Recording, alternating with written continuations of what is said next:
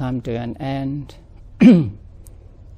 And I hope every yogi gets something out of this retreat, although what you get may be not what you expected. But during the retreat, you keep your minds pure, you are away from mental defilements, so you enjoy or you experience the mental seclusion from mental defilements, seclusion from worries and anxieties from the outside world. To reach the final goal is not easy, and we don't know how much longer we will have to make effort to reach that goal. Even during the time of the Buddha, even though there were people who had potential to get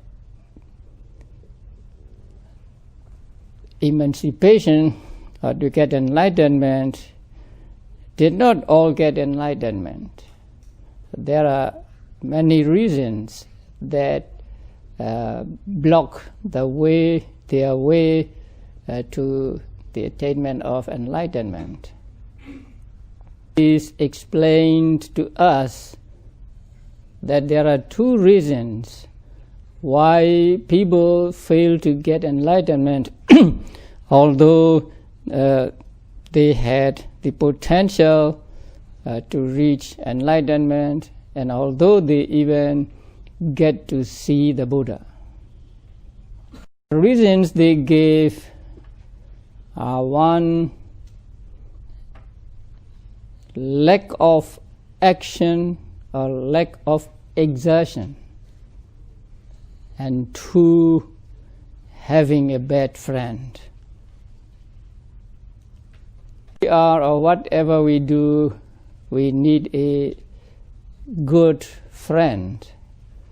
So by associating with a good friend, we can develop our own faculties. We can develop into reaching into higher stages of spiritual path.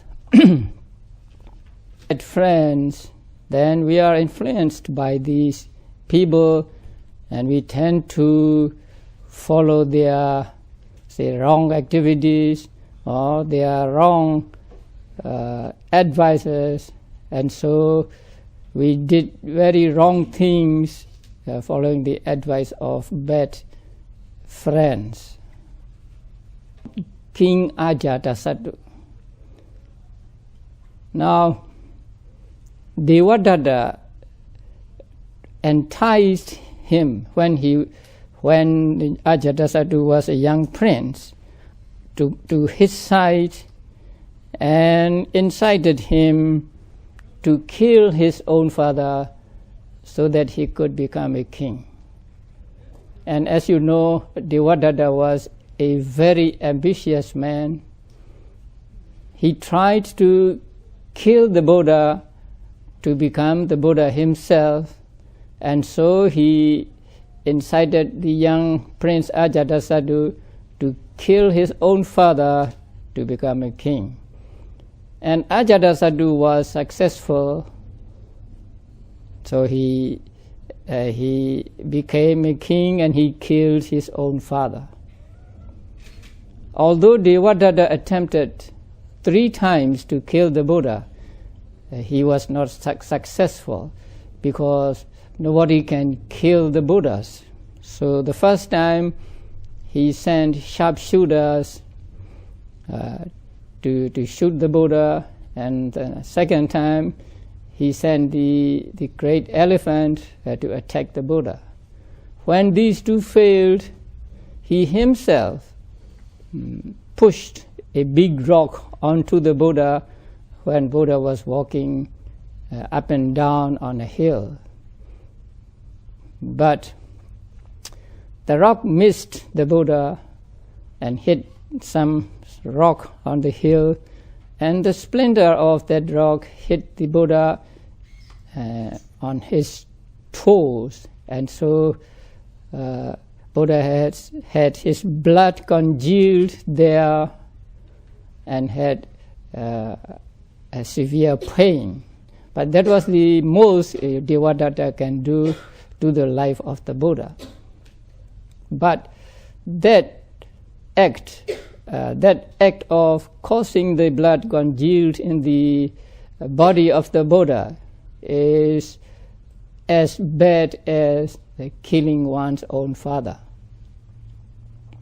It is said that after killing his father, Ajatasattu was remorseful, and he was always haunted by this horrible memory, and so he even could not go to sleep well. But years later, and he did not dare to go to the Buddha and see him, because he had killed the Buddha's disciple, who was his father.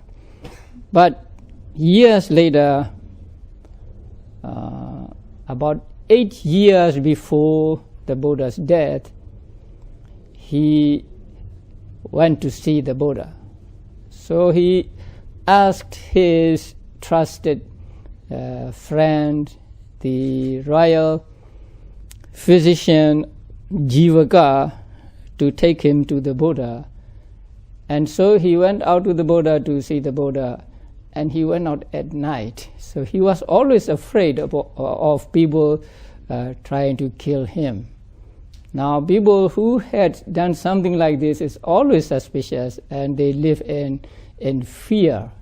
So he was afraid that there might be an attempt on his life, and so he had a great number of people to guard him. It is said that he went to the monastery with 500 elephants. So he went to the monastery, he saw the Buddha, and he asked the Buddha to explain to him the fruits of being a recluse that could be realized in this very life.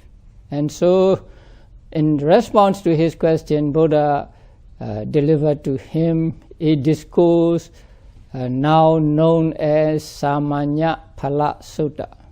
So it is a fairly long sutta included in the collection of long discourses. So at the end of that discourse, Ajatasattu was very glad, and so he declared to be the disciple of the Buddha who took refuge in the Buddha, the Dhamma, and the Sangha. And then he left. So after he left, Buddha said to his monks, "Monks, if this king had not killed his own father, he would have become a Sotapanna on this very seat. Now that he had killed his own father, he was to suffer in hell, and so after death, King Ajatasattu fell to hell, and so now he is suffering in one of the great hells. So even though he was very devoted to the Buddha after that devotion to the Buddha could not save him or could not prevent him from being reborn in hell. Now Ajatasattu had the capability to gain enlightenment in that life, and he did get to see the Buddha, and to listen to the Dhamma talks of the Buddha. But he was unable to gain enlightenment. Not only was he unable to gain enlightenment, but he went down to hell and is suffering there because he had killed his own father. And he killed his own father because he associated with a bad friend, the Venerable Devadatta. So associating with a bad friend can be that much damaging to one's prosperity, one's spiritual growth, and to one's rebirth. So associating with a bad friend is one reason why people do not get enlightenment, although they have the capability to become arahants in that life, and they get to see the Buddha. First reason.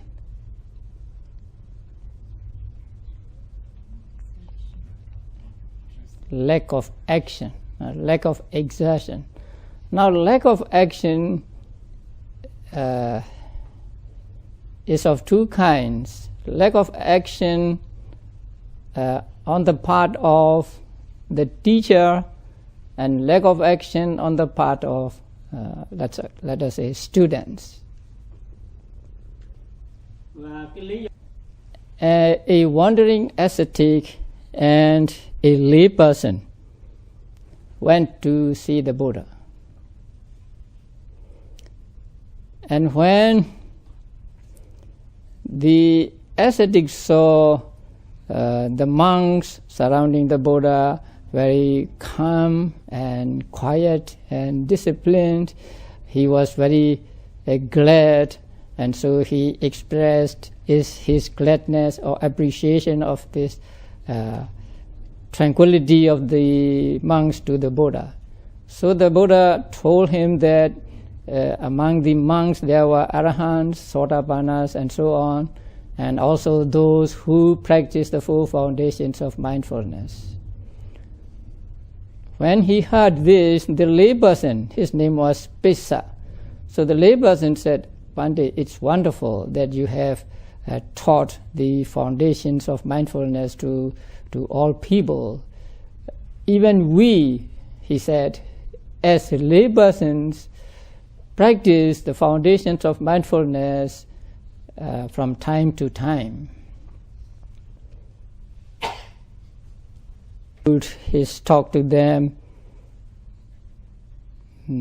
telling them that there are four kinds of persons, and then asked Pissa which person he pleases him. And so Pissa answered that the fourth person pleases his mind.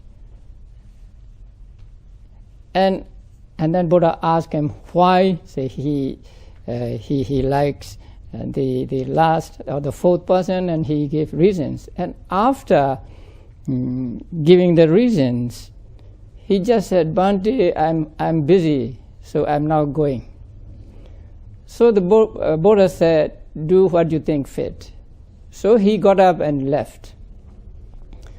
When he left, Buddha said to the monks, if Pissa would have stayed until the end of my exposition of the four types of individuals, he would have been endowed with great benefits. So that means the commentary explains that he would have become a sotapanna. But now that he left before the end of the talk, he was deprived of that opportunity. But Buddha said, although he was deprived of this opportunity to become a sotapanna, he got some things from coming and seeing him, that Pissa got faith or devotion in the Buddha, and also he heard about the 4 foundations of mindfulness for his further practice. In this story, Pissa failed to become a Sotapanna, not because he was not endowed with the capabilities, not because he was endowed with paramis, and not because he did not see the Buddha, because he did see the Buddha and he talked to the Buddha, he listened to the Buddha, but because he left before the discourse was over. So that is non-action or lack of action on his part. That means he should have stayed until the end of the exposition. He should have listened to the exposition given by the Buddha, and he did not do that.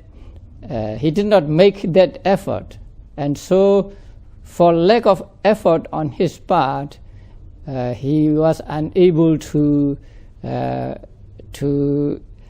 become a Sotapanna.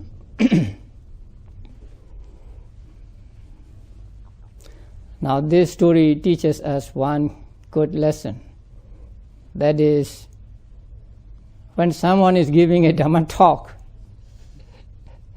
you should listen to the Dhamma talk until the end. So you should not get up and leave in the middle of a Dhamma talk. And people are impatient. If they don't think they are not getting anything out of the talk, then they wanted to leave, and they had no patience to wait until the end of the talk, and so they lost the opportunity of getting information about the teachings of the Buddha, information about how to practice meditation and so on, and so they also lose a great opportunity by getting up and leaving before the Dhamma talk ends. People can say, "Oh, this time we are too busy and so we have to leave," but we can listen to the tapes later on. But listening a talk while it is being given and listening the recording later are different. So your frame of mind is different. When a person was talking, that you have more attention, you pay to the talk, and also you have this how to call that, eagerness, say, to listen to the talk. But when you play a tape and listen to it, although you may be listening, you have not as much attention you pay to the talk, or you have not as much respect to the talk. So although you can listen the talk later on tapes, it is better to listen to the talk while it is being given.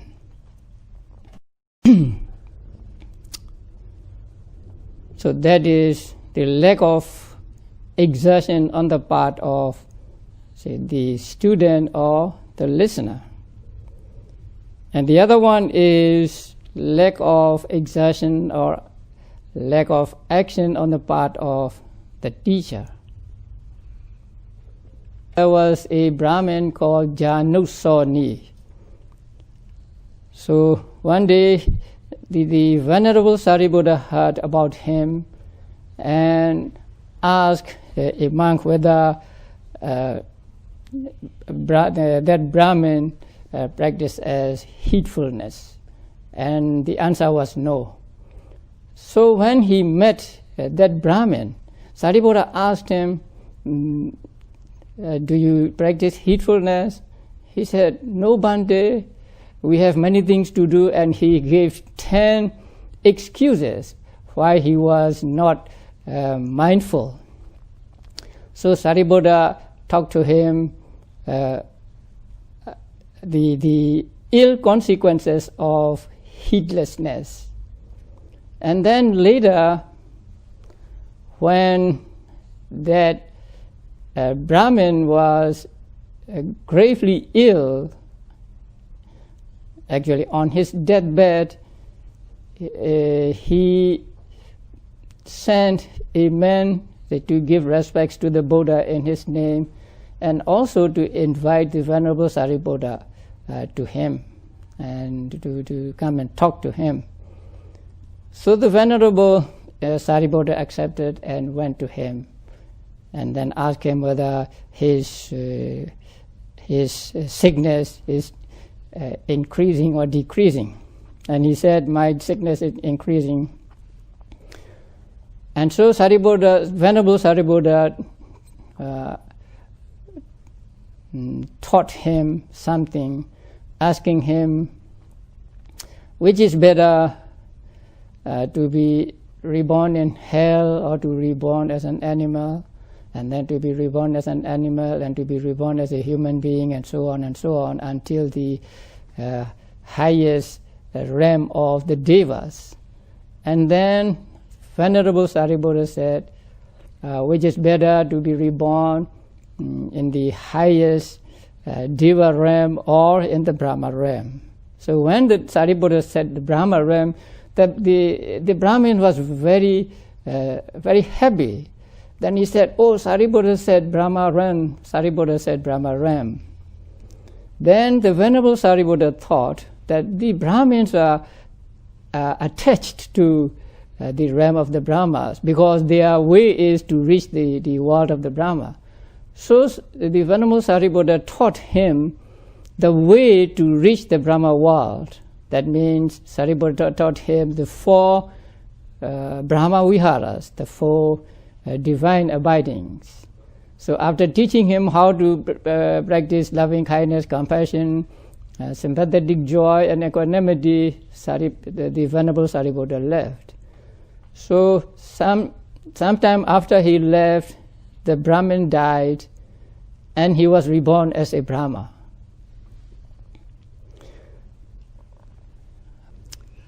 Maybe Sariputta was happy when he went back to the monastery with the thinking that he had shown the Brahmin the way to the Brahma world. But at that time, Buddha was at the monastery in the Dhamma hall, giving Dhamma talk to monks, and Buddha said, here comes Sariputta. Although he could do better, he has just taught the Brahmin the way to the Brahma world, which is actually inferior to becoming an arahant. Then Sariputta came to the Buddha and paid respect to him and said, Bhante, Brahmin Dhananjani paid respects to you. Then the Buddha said, Sariputta, although you can do better, you just put him on the road to Brahma world and you come back. Now, the text didn't say more about this, but the commentary explains that that was a hint Buddha gave to Sariputta. That means, Sariputta, you go to him and preach to him again. So Sariputta knew, or Sariputta got that hint. And so he went up to the Brahma world and gave a discourse to Janusoni, who had become a great Brahma. And it is, we are not told whether that great Brahma became an arahant or not, but I think he became an arahant. But it is said that from that time on, whenever the Venerable Sariputta gave a Dhamma talk, even if it is just a verse or 4 lines, he always include the 4 noble truths. This story, the Brahmin Janusoni possessed the capability to become an arahant, and he got to see the Buddha and his chief disciple Sariputta. But he did not become an arahant because there was lack of action on the part of the Venerable Sariputta. That means Venerable Sariputta could have taught him the way to enlightenment, the 4 foundations of mindfulness and vipassana practice. But instead, he thought the Brahmins are attached to the Brahma world, and so he taught him just the way to reach the world of the Brahmas. So here, Janusoni fails to become an arahant because of lack of action, the right action on the part of the Venerable Sariputta.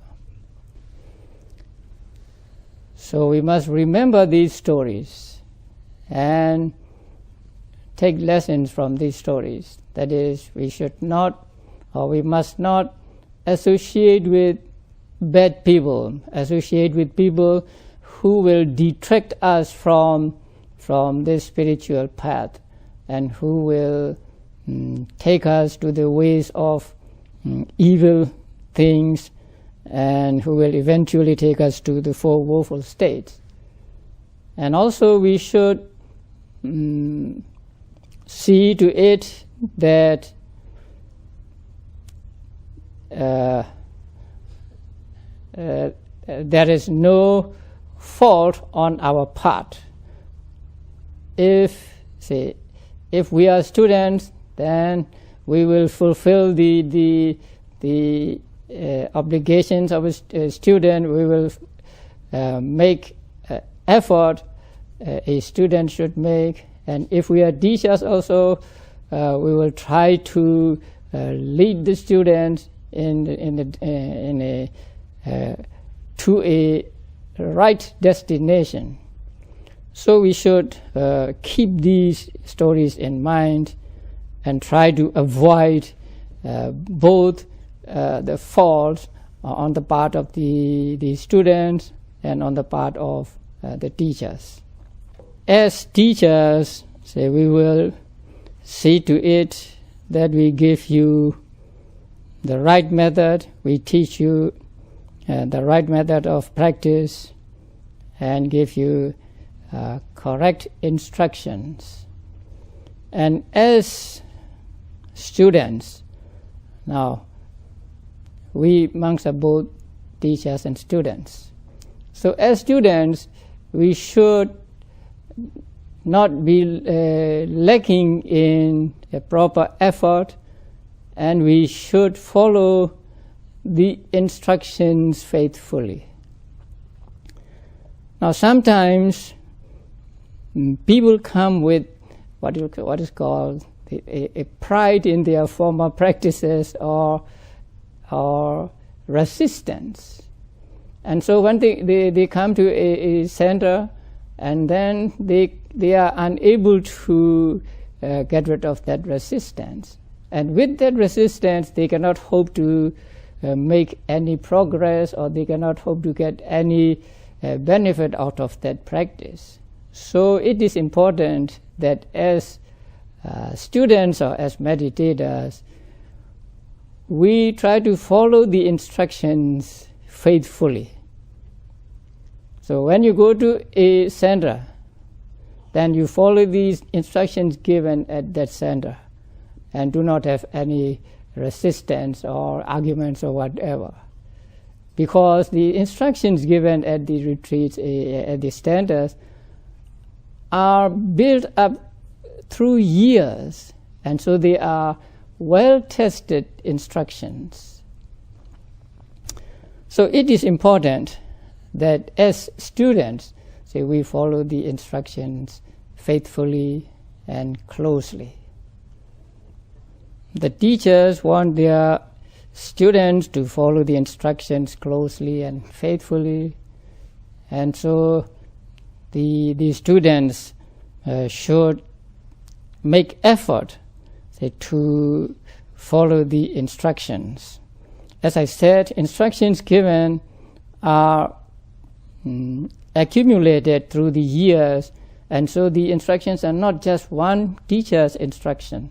It is the instruction of the whole tradition,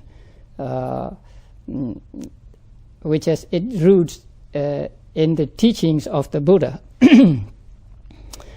So when these instructions are faithfully followed, then people begin to get results from following these instructions.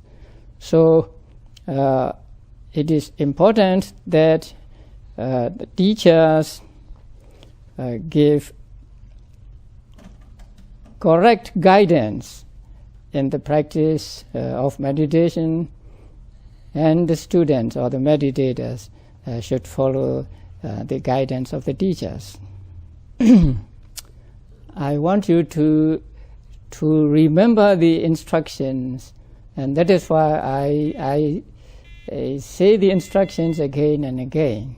So it may be boring to some people, but many people reported to me that it is good to hear the instructions every now and then, so that they do not forget the instructions. So instructions repeated are actually for the benefit of the meditators. And if the instructions are too often, please be patient and take them as the presents given again and again. So by practicing, by acting correctly towards the instructions, or that is, by following the instructions, the yogis will be able to get the results they expect from the practice of meditation. During this retreat, first I talked about the Dhamma heritage. So we who are practicing Vipassana meditation are at least making a right effort to take the Dhamma heritage of the Buddha. Talk about the burden of the aggregates, the heavy burden we are carrying every moment of our lives, and also that we can at least not pick up a new burden by practicing Vipassana meditation, and by the power of Vipassana meditation, we will be able to lay down the heavy burden once and for all. Last night I talked about what to do when we have pain or when we are sick.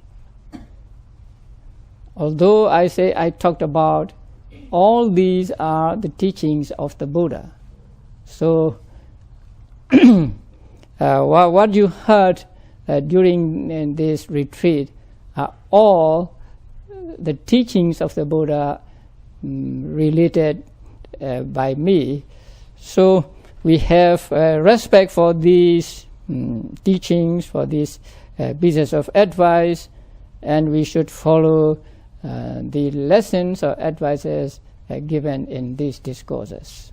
What heritage must we take? Dhamma heritage or material heritage? Dhamma heritage. Or we must at least make effort to take the Dhamma heritage. We want to put down the burden. Do you really want to put down the burden? If so, we have to practice vipassana meditation. So by the practice of vipassana meditation, little by little, we make our burden less heavy. And ultimately, when we are totally successful with our practice, then we'll be able to put down the burden altogether.